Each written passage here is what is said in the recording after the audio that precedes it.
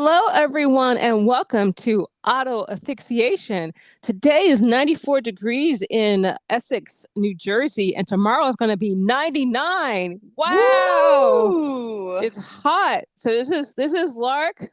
And Kimberly. That's right. And today we are talking about post-care feminism. I mean, you're like, what the hell does that mean? Exactly. I know it's weird, but I was like on social media and I ran across this paper by Jennifer Nash and Samantha Pinto. They must be Generation X because who else is named Jennifer and Samantha? Anyway, so the name of the paper is On Exhaustion Towards a Post-Care Feminism. And I want to say that our conversation is not going to be directly based on this because, we just, it's just not directly. We've already kind of been talking about this, like, oh, what if you don't have children?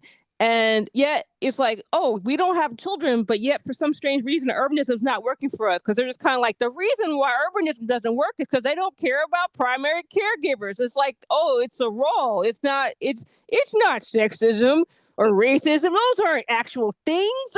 It's just because it's not personal. It's about, are you a guy? Sorry, I mean, are you a worker that works from 9 to 5 in a job that makes, between, 100% of the median income or like 200% of the median income? Are you making $250,000 a year working 9 to 5 in Manhattan? That's not any specific demographic. That could be anybody. That could be anybody.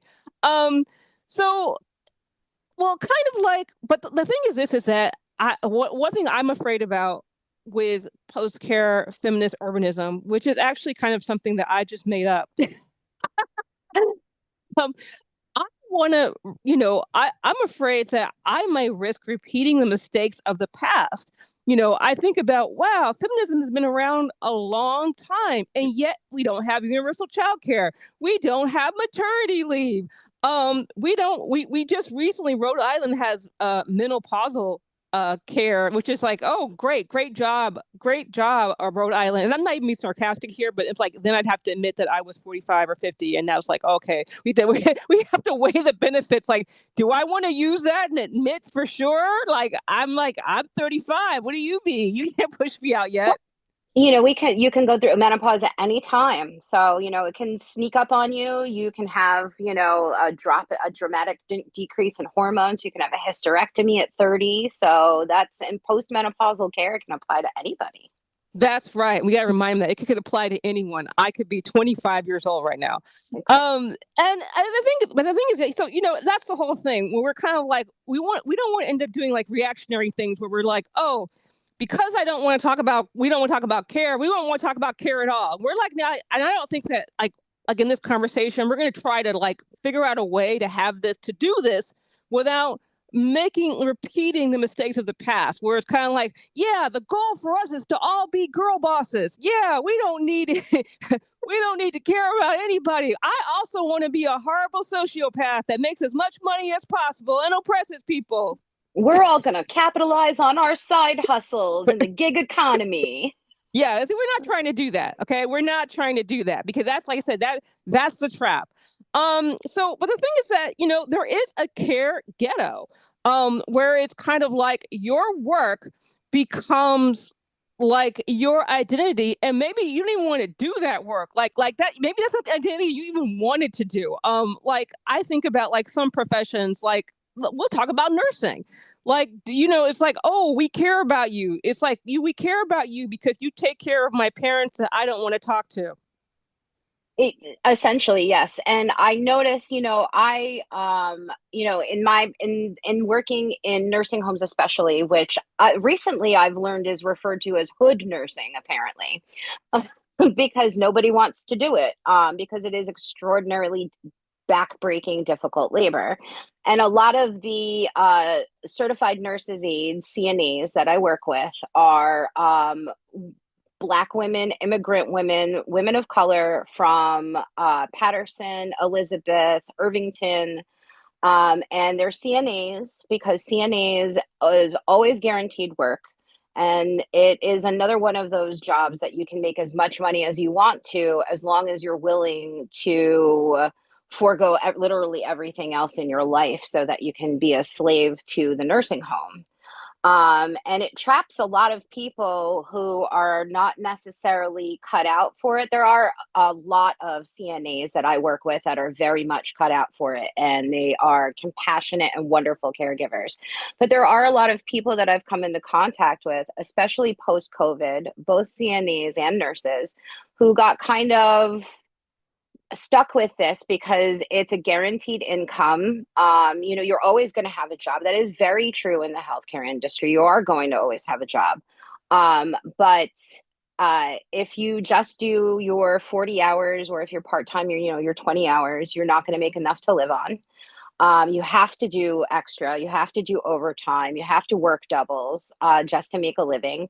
And it traps people, because when people are trapped in that cycle of not being able to escape a job, because they have to make ends meet, they have to provide for their families. All of these women that I worked with had at least one kid, if not more. They're not able to seek out other opportunities or other educational opportunities to change their career paths. And that does a disservice not only to them, but also to the patients and the people that they are caring for, because I don't want to speak ill of nurses' aides or any nurses, because overwhelmingly the people in the industry are supposed to be there, and they're people that are driven to be caregivers. But especially post-COVID, in filling staffing shortages, we are seeing a lot of people that are in fast-track certificate programs for CNA and LPN licensures, and they do not belong in care work. They are not compassionate. They are not patient. They're rough with people. And even if they're not people that are like outright, I'm not saying that they're outright seeking to harm people, just in not being built for that work, they will harm people. Well, I mean, I see the same thing. It's kind of like this whole like care work. They kind of valorize the idea of care work, not kind of also discussing the fact that a lot of people are forced into care work, not because they want to do it. Even I think about in regards to school teaching, a lot of times, a lot of people, they essentially go, oh, um, especially for working class people, okay, well, you're smart, you can pass a test. So maybe a person who maybe has aptitude to be a doctor or a theorist, they're tracked into the care field, teaching or nursing, because they're like, oh, we know that you can pass the test.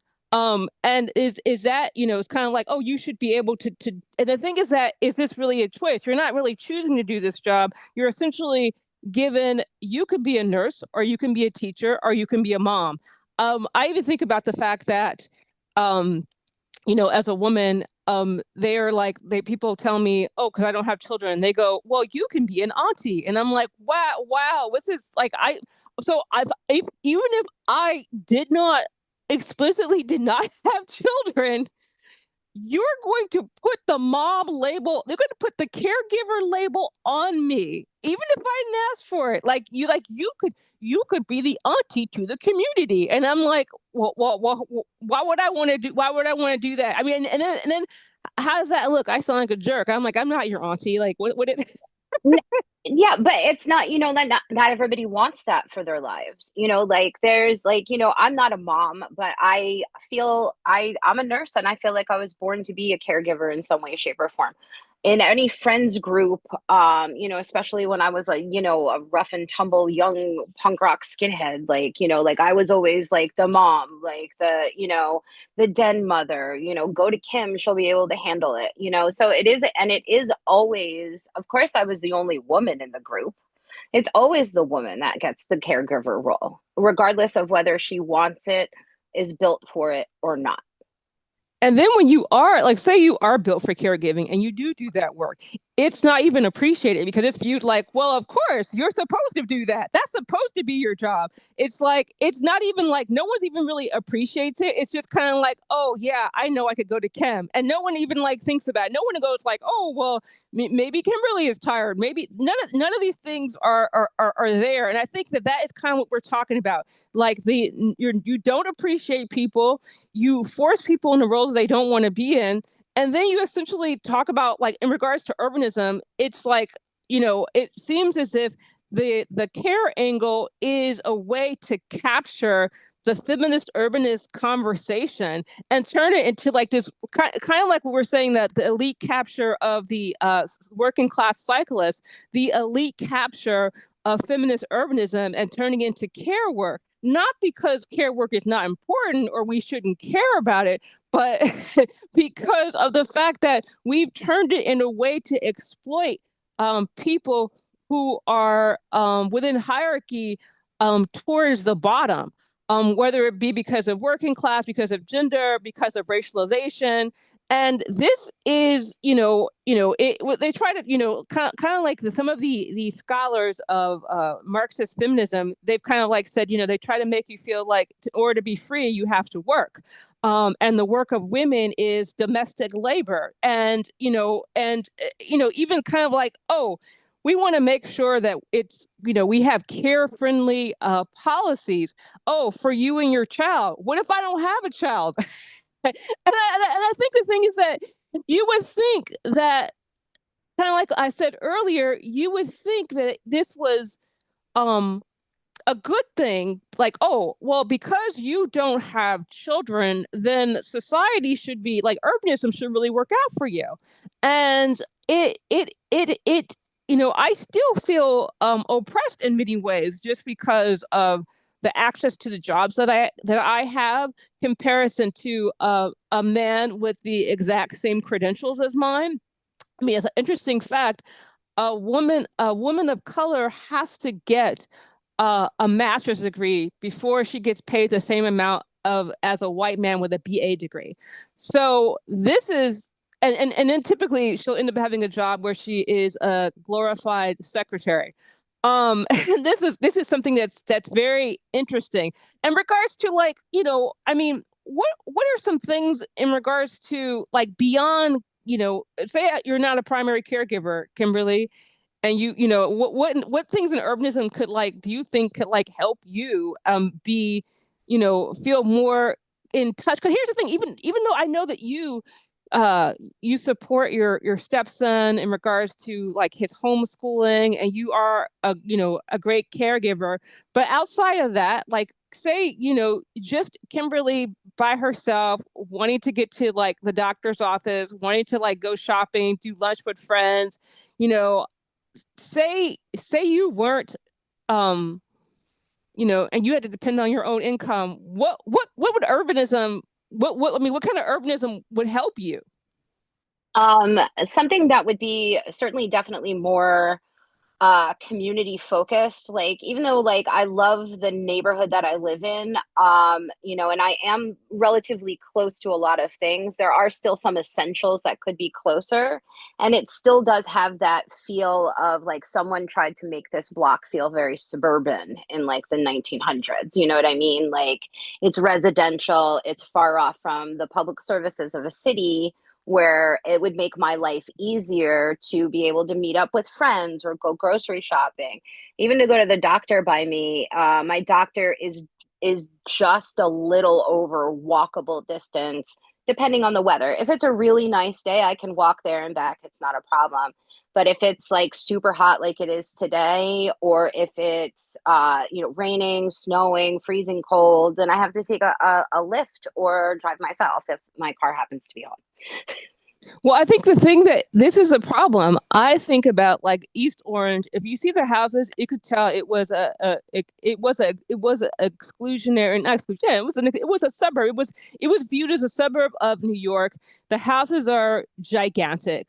They, have 3 floors, 3 complete floors that could all be their own separate houses with, like, a room for the help, et cetera, et cetera. So and the thing is that when you look at these houses, you think, and as what you said, it's far from the city center, whether that city center is Newark or whether that city center is New York City. You're far from it. That used to be a train, but even then, it was slightly too far for a lady, if you're like a woman, a middle class woman, for you to walk to that train station. without like, having a car. It was kind of bizarre. Like, I'm looking at it. But the thing that I thought was really interesting is I read this book, and I wish I could remember the name of it, by Dorina Boljani. And she is a feminist urbanist out of Australia, and it was about the old pioneers, the old planners of olden days. And there was this one, and I forgot his name, and I wish I remembered it, but it was this one planner. This is so wild. He put out a survey, and he surveyed men and women, of a certain class, of course, middle class, upper middle class, bourgeoisie. He put out a survey and asked them what they wanted in a city and all these things. And this man looked at the list and looked at what women put and made sure to not put any of those things. So people kind of go like, oh, was this some random? No, it was not random or accidental. No, it wasn't accidental. It wasn't random. It was they literally explicitly set up urban America so that women could not walk around. And no, and it's very obvious in a city like East Orange that was a gem of the Gilded Age. Like when you see old pictures of East Orange, it's all, beautiful high society ladies and men and their women's auxiliary clubs and everything like that. And even now, those remnants, that footprint is still here because when I think of like what would make my city feel more like a community or feel more like it was care focused, it would mean seeing less things, less women in scrubs because they're care workers, walking with a full grocery cart and three small children on cracked sidewalks or places where there aren't even sidewalks. It would mean seeing less people in wheelchairs struggling on cracked sidewalks or trying to fight through traffic because they can't be on the sidewalk. Like, those are the things that I think of when I think of like a care focused area. And those people, like the guy in the wheelchair is not necessarily a caregiver, but he still needs to get around and do things.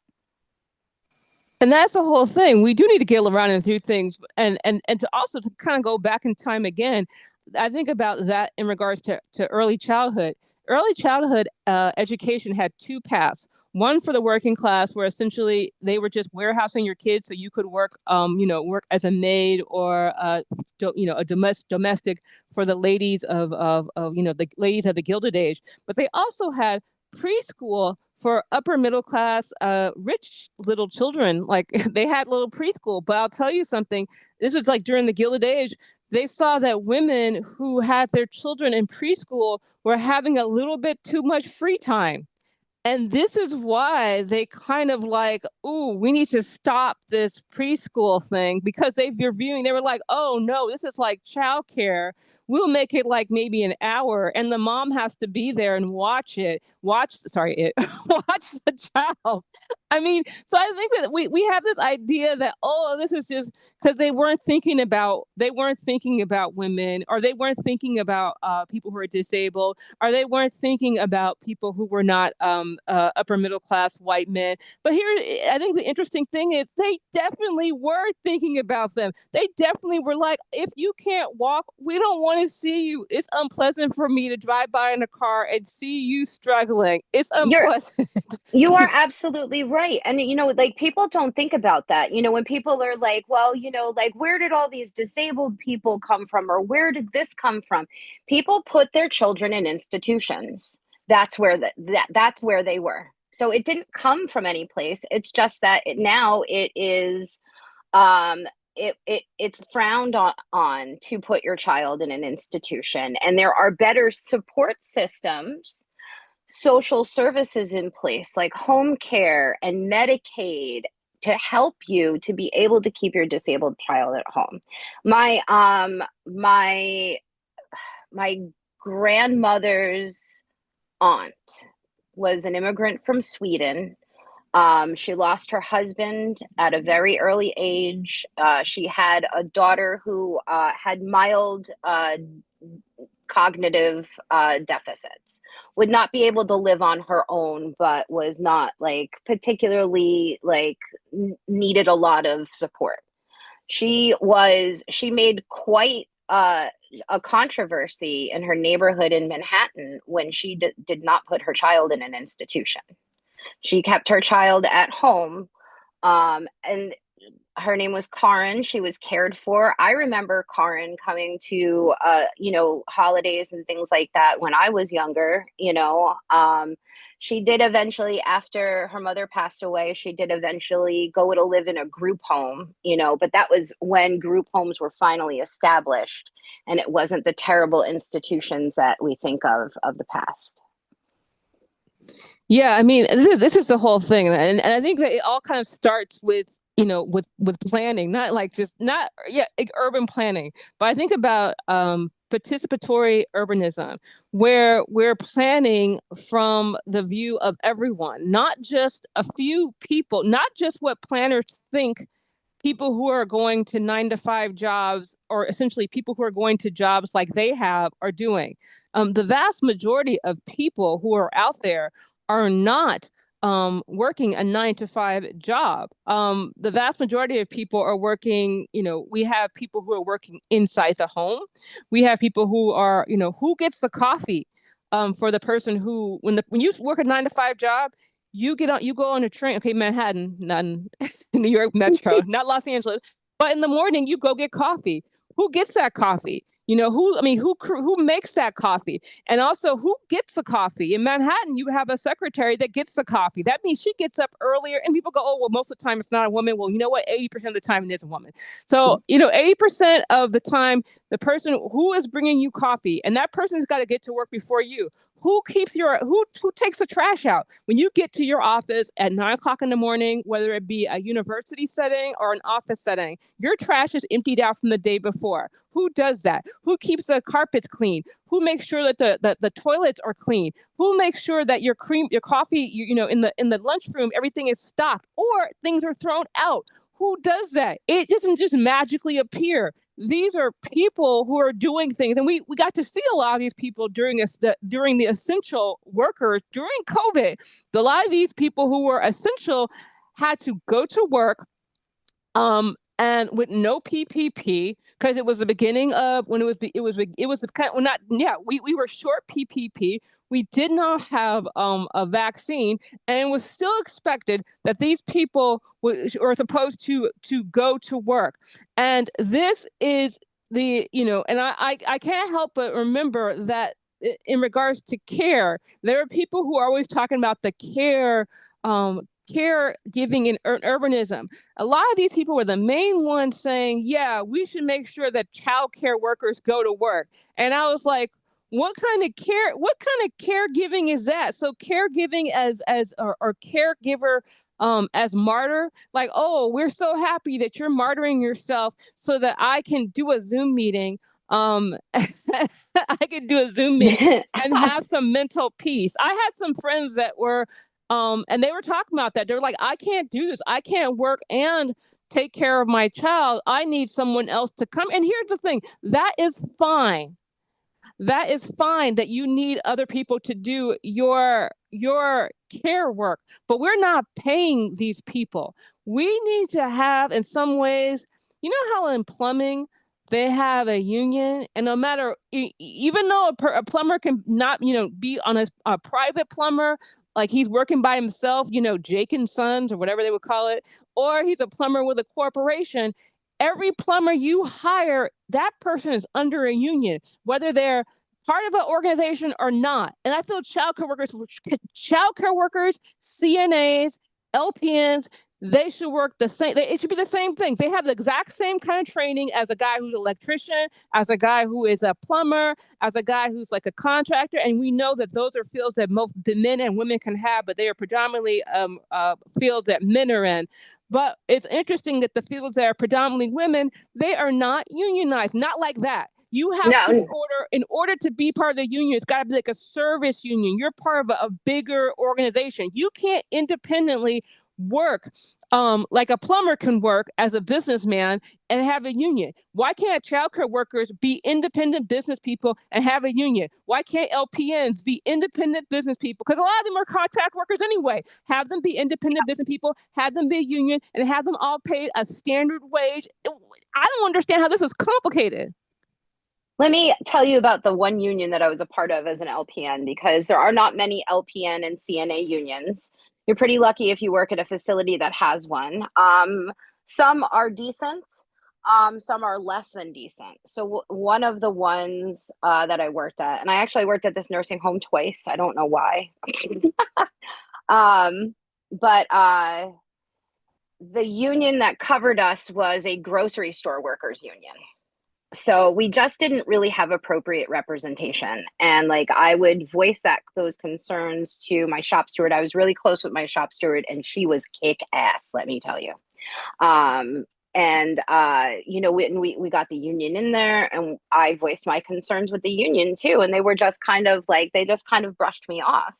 And this union and the facility signed a contract during COVID.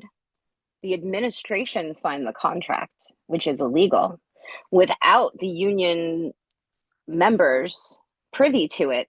And the contract had a clause that called for no strike allowances. Like, how do you do that? That's not a union contract. This is outrageous. I mean, this is the kind of thing I see around work that is primarily women's work, and especially the one people who are doing harder tasks. When I was a K-12 teacher and I taught moderate severe special education, the union essentially carved out a section pretty much saying that we could be abused, special education, that our workers could be abused, because essentially we were the what do you call it, the kind of like if you have a lot of pressure and you want to let loose some of the pressure, you have the release valve. That's what it's called. Release valve. Yeah, I think the same thing. LPN, CNA, special education teachers, we are the release valves for for the workers that they view as more professional. It doesn't matter if we have the same training. It doesn't matter any of those things. It matters that we have fields where there's a hierarchy even within among women. Of course, there's a hierarchy, and it is based on racialization. It's based on culture. It's based on history. It's based on socioeconomic class, and all of those things impact where you are. Like I feel like in some ways, not some ways, I'm almost sure that I feel in some ways, you have a kind of intelligentsia, working class, white working class, where you have, like, no matter, even if you went to high school, if you are a plumber and you're good at your job, it's like all those, it's like a solidarity. But I'll be in a situation where it's like, why are general ed teachers and teaching assistants in different categories? And then I remember when I tried to, I was a K-12 certified teacher. I tried to get the teaching assistants, the para-educators, to be part of our union. And they said, you can't do that. Then when I came out here, I tried to unionize the childcare workers. And they said, since you're not a childcare worker, you can't help organize them. You're taking away their autonomy. I was like, oh my God. yes, this is what I was told. I had a big meeting and all of these paraeducated, no, early childhood workers showed up. And I'm not going to say, but it was a pretty big organization also showed up and kind of let me know, like dressed me down, like said, you can't do this. You need to, like, the certain protocol. And I was kind of stunned, because it's like we're supposed to have working class solidarity, but it seems like some people some people deserve more solidarity than others. To quote Animal Farm, I mean, it was kind of wild.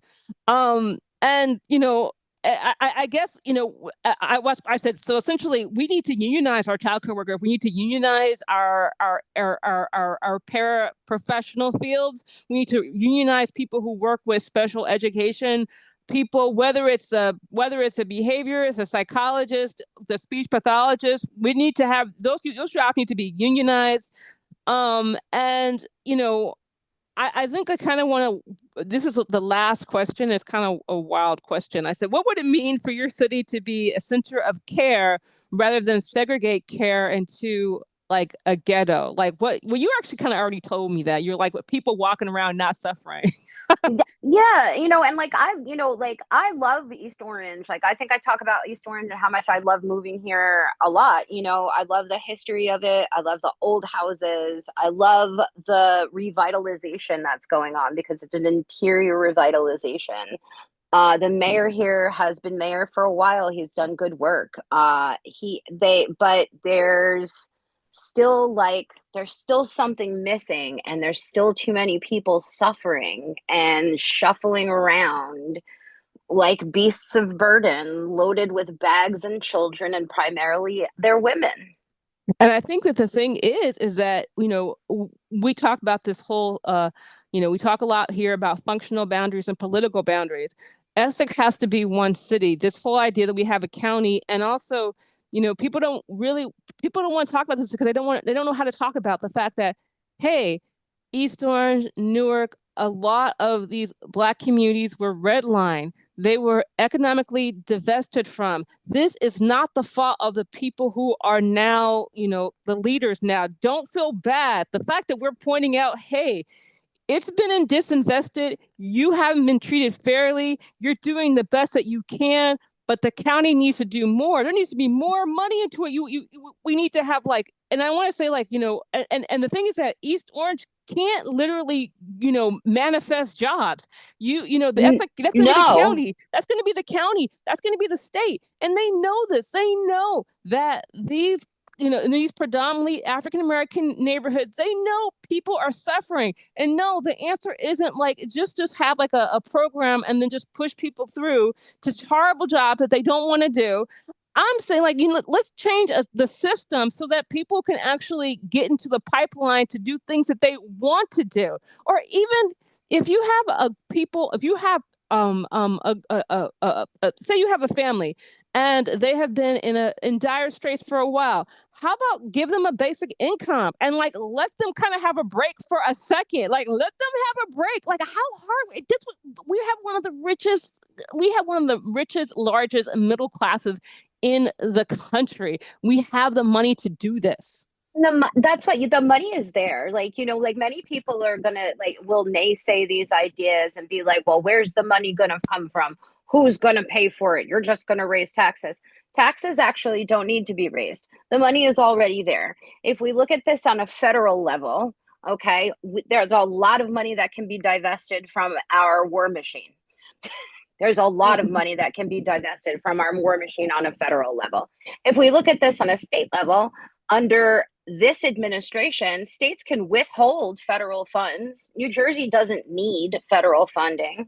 Like they're trying to like withhold some of our federal funding, but New Jersey has a net zero need for any federal funds. We give them more than we actually take back. So if we withhold the federal funds that we give the federal government, we can fund our everything that we would like to.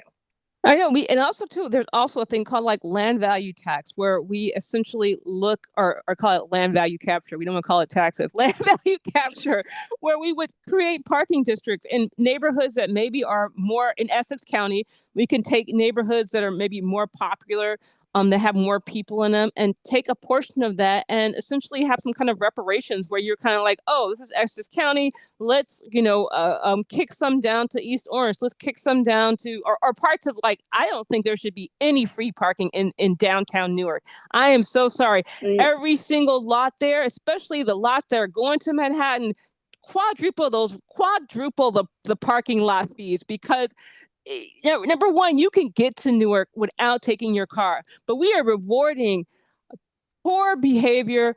And I know people are like, well, then people won't take the train. I think you know what I feel that we need to get rid of this whole idea that we need to pay for your private vehicle. I don't think we need to pay for your private vehicle. We shouldn't, and also too, these tax abatements for these developments. We are 20 minutes from New York City, whether it's East Orange, Harrison, all these things. We shouldn't be like, oh, please come here. We are a path ride away from New York City. or New Jersey Transit ride away. We're like one stop away. Why do we need to beg for these companies to come to us? We don't need to beg. We need to be No. actually, doing community benefit agreements. We need to be, actually negotiating for the communities, not just so excited. Like, I'm so excited that maybe we'll be able to gentrify the Black people completely out of the neighborhood. So I would just agree to anything. I mean, because essentially that's what it looks like to me. So Well, that, and Harrison, which is in Hudson County, it's like a whisper breath from the border of Essex County, but it kind of gets lumped in with Newark sometimes because of its proximity. But Harrison and the Harrison Revitalization Program are kind of a good example of robust and somewhat care-oriented urban planning gone awry because they didn't allow for the influx of people and the influx of cars. They just assumed that everyone would take the path, and many people do, but still have a private vehicle to get to like back home in Jersey, which might be like down South Jersey or whatnot. Because of that, the streets are just packed with cars. You can't maneuver anywhere. You can't find parking anywhere if you do have a car. Cars are constantly vandalized. But like all this infrastructure that we talk about in a care oriented community is kind of there in a piecemeal fashion. There's schools inside the apartment buildings that are in close proximity to the PATH station. There's, restaurants, gyms, laundromats, cleaners, like all within walking distance, all within close proximity to the PATH station. But something is missing there. And I don't know enough about urban planning or things like that to really put my finger on it. Like, what's missing there? Why don't people feel a sense of community living in Harrison? Why don't they want to build a sense of community? I think, I'm going to we're going to stop after this, but I think with the Harrison issue is this. You don't have a diversity of people. And I don't mean by racial diversity when I say that. I mean, you don't have the old timers and the new timers. You don't have people who are just kind of like plumber dude, artist dude. You essentially have 9 to 5 workers from New York City. So it's coming off like a dorm. So like I did see the cute little Montessori school like within the buildings. I'm there all the time. They have lots of great restaurants, lots of great eateries, but the community is more than people serving you coffee and serving you food. It's more than that. And I mean, it's a person that's like hanging out on the stoop. Even though I'm saying that like as an Angelino, that's never happened to me. I've just seen the movies, but that person hanging out on the stoop. I used to hang out on my stoop in the Bronx. That's what I'm saying. I've never experienced that, but I'm just saying, like, you need that kind of like just the hanging out, or just like, oh, I just randomly went to like a bar and I have my flip flops on. Like everybody there looks like they've just come from, Sex in the City extras.